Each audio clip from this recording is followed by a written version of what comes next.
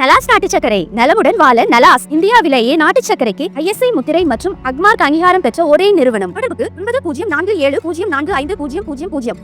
குடும்ப தலைவர், பாட்டாளி மக்கள் கட்சியின் நிறுவனர் மற்றும் தலைவர் மருத்துவர் ஐயா அவர்களால் உருவாக்கப்பட்ட ஒழுங்கு நடவடிக்கை குழு 7 பேர் கொண்ட குழு ஒரு அறிக்கையை தயாரித்து அறிவிப்பாக செய்ய வேண்டும் என்று பாட்டாளி மக்கள் கட்சிக்கு அனுப்பி வைத்திருக்கிறது.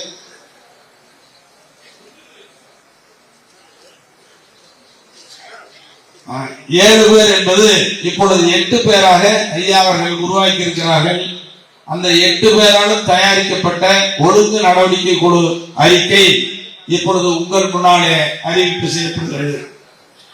கடந்த 22/12/2024 அன்று 24க்கு விடை கொடுப்போம், 25 வரவேற்போம் என்ற சிறப்பு புத்தாண்டு பொதுக்குழு கூட்டத்தில் மருத்துவர் அன்புமணி அவர்கள் மைக் தூக்கி போட்டு மருத்துவர் அவர்கள் கருத்துக்கு எதிராக பேசியது, பனையூரில் புதிய கட்சி அலுவலகம் துவங்கியுள்ளேன், அங்கே வாருங்கள், அதற்குரிய கைபேசி எண்ணை குறித்துக் கொள்ளுங்கள் என்று கைபேசி எண் கொடுத்ததும், இது போன்ற செயல்கள் கட்சியை அன்று பிளவுபடுத்துவதும் குழப்பத்தை ஏற்படுத்துவதும் போன்ற தலைமைக்கு கட்டுப்படாத செயலாகவே இந்த ஒழுங்கு நடவடிக்கை குழு கருதுகிறது.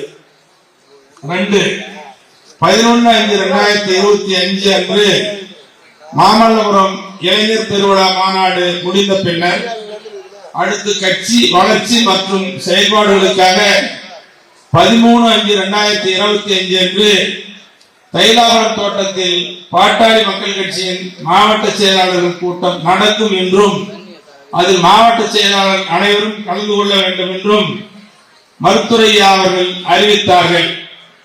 அதை தொடர்ந்து மருத்துவர் அன்புமணி அவர்கள் இரவு முழுவதும் மாவட்ட செயலாளர்களுக்கு கைபேசியில் தொடர்பு கொண்டு, நீங்கள் யாரும் தைலாபுரம் தோட்டத்திற்கு போகாதீர்கள், உங்களிடம் கையெழுத்து பெற்றுக்கொண்டு மருத்துவர் அன்புமணி ஆகிய என்னை கட்சியில் இருந்து மருத்துவர் ஐயா அவர்கள் நீக்கப் போகிறார் என பொய்யான செய்திகளை வதந்திகளை சொல்லி மொத்தம் 108 மாவட்ட செயலாளர்களில் 100 பேரை தடுத்து நிறுத்தியது கட்சியை பிளவுபடுத்த திட்டமிட்டு செய்த தவறான கட்சி விரோத நடவடிக்கையாகவே இந்த ஒழுங்கு நடவடிக்கை கொடுக்கிறது.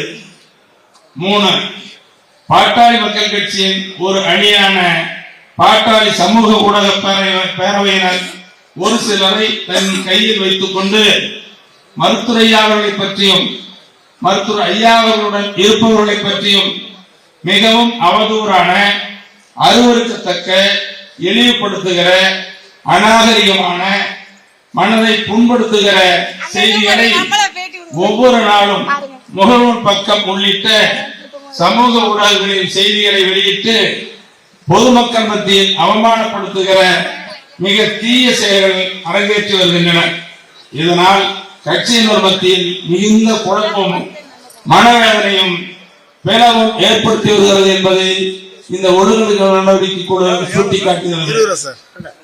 4, தமிழ்நாட்டில் மூத்தவர்களான ஆளுமை மிக்கவர்கள் மருத்துவர் ஐயா அவர்களிடமும் மருத்துவர் அன்புமணி அவர்களிடமும் சமரச பேச்சுவார்த்தை நடத்திய போது மருத்துவர் ஐயா அவர்கள் அதை ஏற்றுக்கொண்டு மதித்த நிலையில் மருத்துவர் அன்புமணி அவர்கள் பேச்சுவார்த்தையை ஏற்றுக்கொள்ளாமல் உதாசீனப்படுத்தியது. 5, மருத்துவர் ஐயா அவர்களின் தைலாபுரம் தோட்ட இல்லத்தில் இருக்கைக்கு அருகிலேயே ஒட்டுக்கேற்பு கருவி வைத்தது. 6, மருத்துவர் ஐயா அவர்களின் அனுமதி இல்லாமல், கலந்து ஆலோசிக்காமல் பொதுக்குழு என்ற பெயரில் ஒரு தனி நாற்காலி போட்டு துண்டு அணிவித்து படம் வைத்து அந்த கூட்டத்தில் புத்தி சுவாதீனம் இல்லாத சில விசவைகளை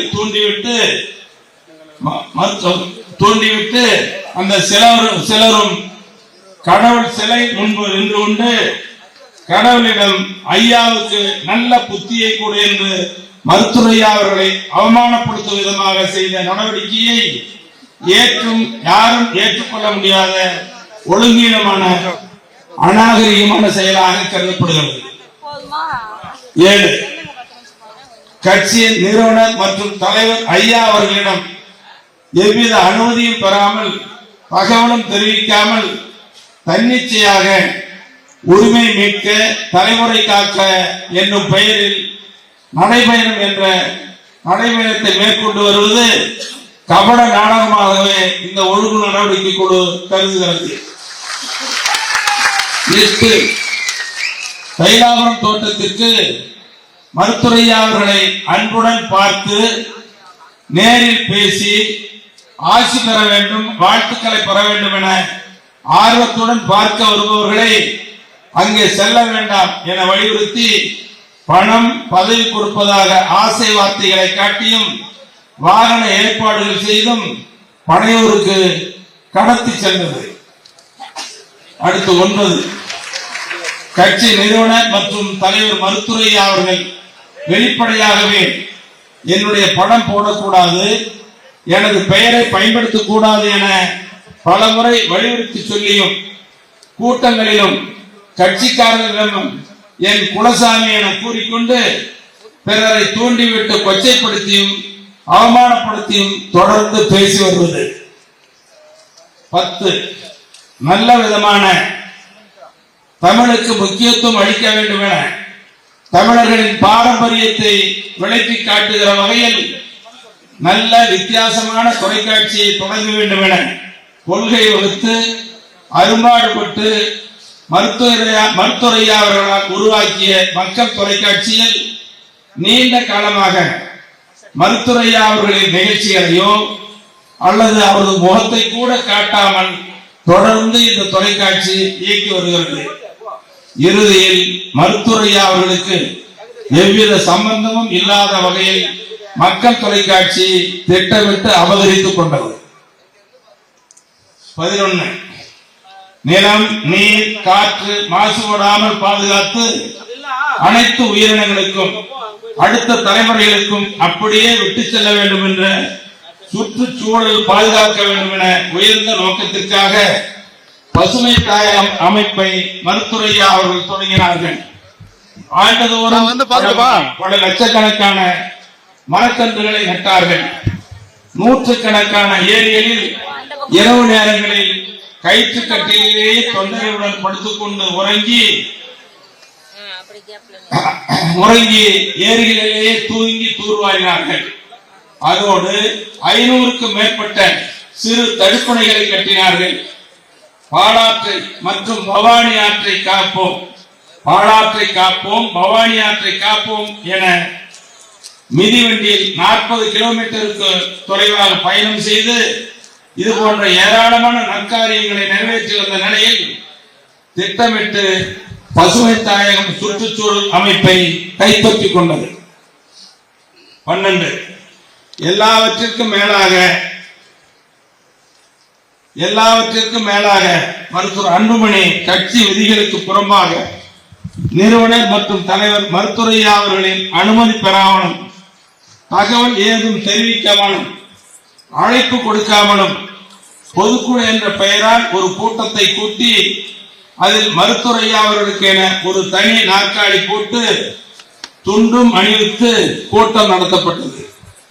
இதை பார்த்த இந்த செய்தியை அறிந்த பாட்டாளி மக்கள் கட்சியினரும் நடுநிலையாளர்களும் பொதுமக்களும் இப்படியா ஐயா அவர்களை அவமானப்படுத்துவது, இதற்கு காலியாக போடப்பட்டுள்ள நாற்காலி மருத்துரையா அவர்கள் படம் வைத்து அதுக்கு மாலை அணிவித்து ஊதுபத்தி கற்பூரம் கொளுத்தியது போன்ற செயல் என்றும் இது மன்னிக்க முடியாத குற்ற நடவடிக்கை என்றும் இது மருத்துரையா அவர்களுக்கே இப்படியா என்று மிகுந்த வேதனையோடு பொதுமக்கள் பேசும்படி நடந்து கொண்டது. 13 பாட்டாளி மக்கள் கட்சி தலைமை அலுவலகம் சென்னை 18 தேனாம்பேட்டை 63 நாட்டு முத்தநாயகர் தெருவில் செயல்பட்டு வந்தது.